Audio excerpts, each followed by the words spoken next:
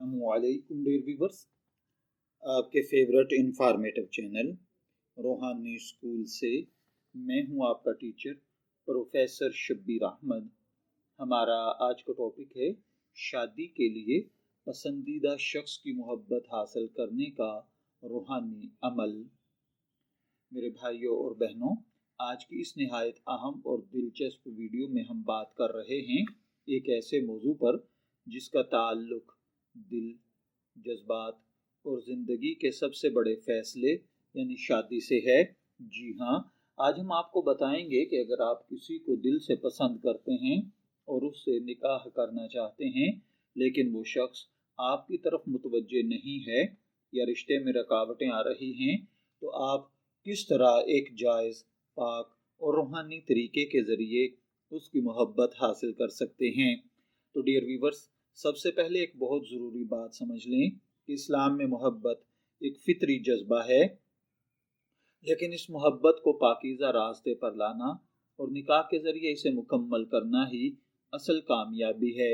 इसलिए हम जो अमल आपको बताने जा रहे हैं वो किसी को नुकसान पहुंचाने या ज़बरदस्ती दिल बदलने के लिए नहीं, बल्कि जायज़ नीयत यानी निकाह के लिए मोहब्बत पैदा करना है। आइए अब हम अपने टॉपिक की जानिब बढ़ते हैं।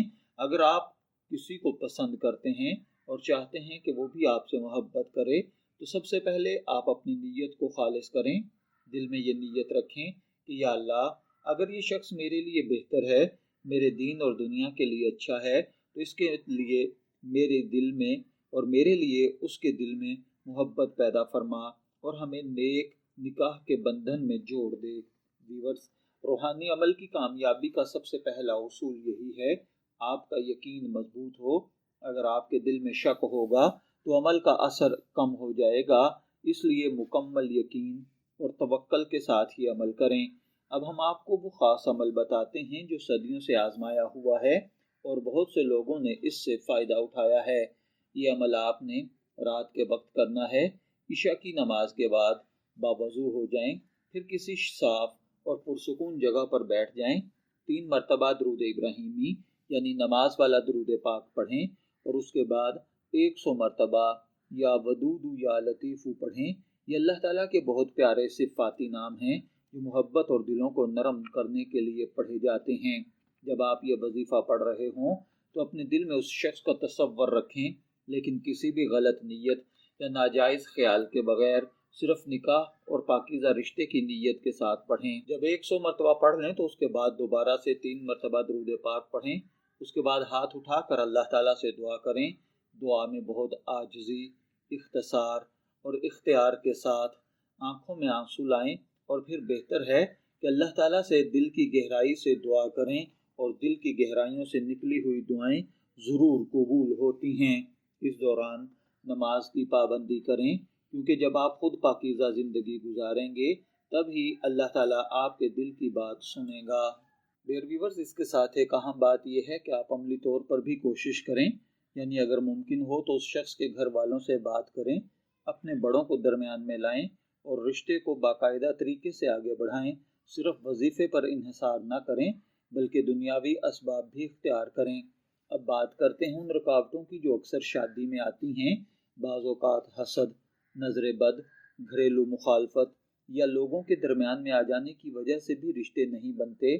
इसके लिए आप रोज़ाना सुबह के वक्त 7 मरतबा सूरह फलक, 7 मरतबा सूरह नास पढ़कर अपने ऊपर दम करें।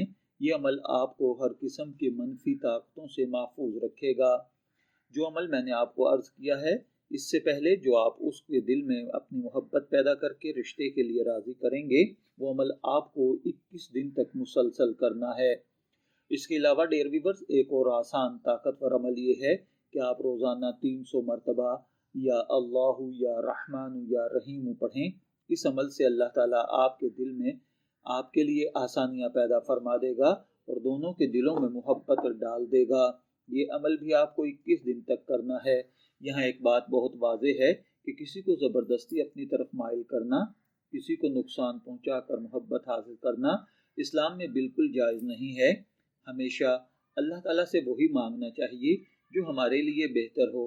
अगर वो शख्स आपके हक़ में बेहतर है तो अल्लाह ताला आपको उससे बेहतर अता نہیں کرے گا وہی آپ کو ملے گا، لیکن اگر وہ آپ کے لیے بہتر ہوگا تو صبر کریں، دعا کریں، دونوں کو ساتھ لے کر چلیں، انشاءاللہ العزیز زندگی سنور جائے گی۔